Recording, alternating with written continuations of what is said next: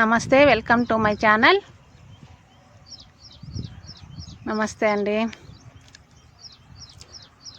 ఈరోజు మన టాపిక్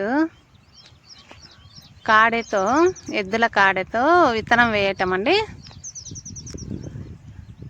ఈ కాలంలో ఇప్పుడు మనము విత్తనము ట్రాక్టర్లతోనే వేస్తున్నామండి. ఎక్కువ ఎద్దులతో కాడగట్టి విత్తనం వేయటము దాదాపుగా మర్చిపోయాము అందరము. సేంద్రియ పద్ధతి వ్యవసాయం అంటే అది కూడా ఒక భాగం అండి. ఇవి పందులు రాకుండా మనం అరేంజ్ చేసుకున్న డబ్బాలు, కాడతో విత్తనం వేయడము ఎలాగో మనం చూసాము. మన తోటలో కాడగట్టి ఎద్దులతోనే విత్తనం వేయిస్తున్నామండి.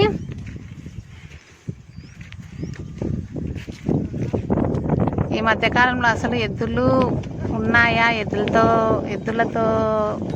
విత్తనం వేయిస్తారా, దొరుకుతాయా అని కూడా నాకు డౌట్గా ఉండేదండి.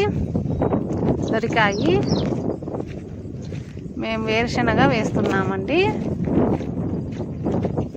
తోటలో నీళ్ళు ఉన్నాయి కాబట్టి కొంచెం ముందుగానే వేరుశనగ వేసామండి.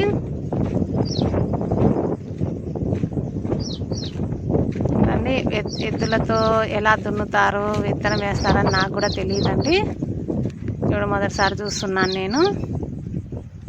ఇంతకుముందు వ్యవసాయం కూడా నాకు కొత్తే కదండి, అందుకు మాకు కూడా తెలియదు.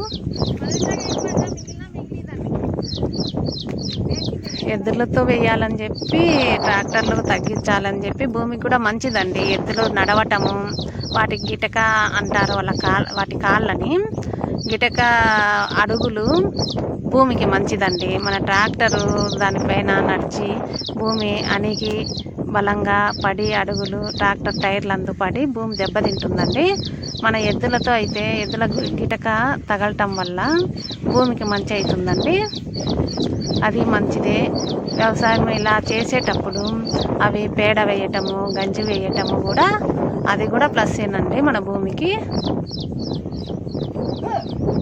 అందుకు పాతకాలం అంతా ఇలాగే ఉండేది కదండి, ఇలాగే చేసేవాళ్ళు. ఇప్పుడైతే మనకు చూస్తే చాలా వరకు కనిపించదండి. ఎద్దులు అన్నవే కనిపించవు, అక్కడక్కడ ఉంటున్నాయి. వాటి రేటు కూడా అలాగే అయ్యిందండి. చాలా ఎద్దులు కొనాలన్నా, మేత కన్నా అంతా చాలా ఇబ్బందులు అవుతున్నాయి కదా ఈ కాలంలో. ఇప్పుడు ఎవరో ఒకరు పెట్టుకున్నారు, ఎక్కడో ఒక చోట దొరుకుతున్నాయి.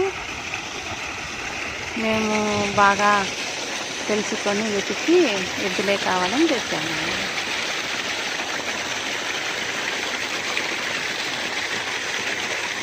నా ఛానల్ సబ్స్క్రైబ్ చేసుకోండి.